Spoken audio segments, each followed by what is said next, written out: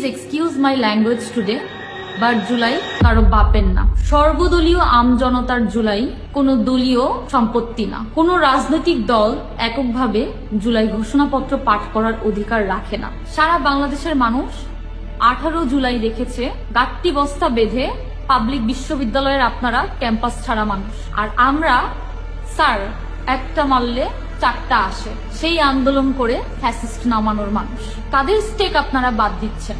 এই জুলাই অভ্যুত্থান শহীদ, আহত, প্রাইভেট, মাদ্রাসা, স্কুল, কলেজ, হেফাজত, সাংবাদিক, শ্রমিক শ্রেণী, সেনা অফিসার থেকে শুরু করে সবার এই ঘোষণাপত্র এককভাবে কোনো দল নিজেদের মতো করে পাঠ করতে চাইলে ওই সকল মানুষকে অবমাননা করা হবে যারা নিঃস্বার্থভাবে রাজপথে নেমেছিল।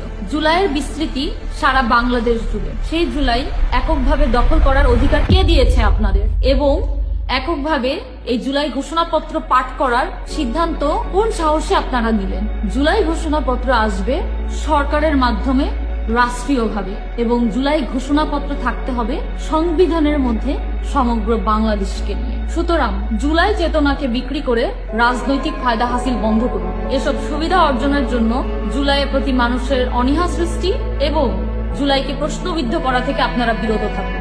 আমাদের শহীদ এবং আহত ভাইদের কষ্টে অর্জিত জুলাই সারা বাংলাদেশের সকলের মনে জারি থাকুক এবং জুলাইয়ের প্রতি ভালোবাসা সারা জীবন অটুট থাকুক।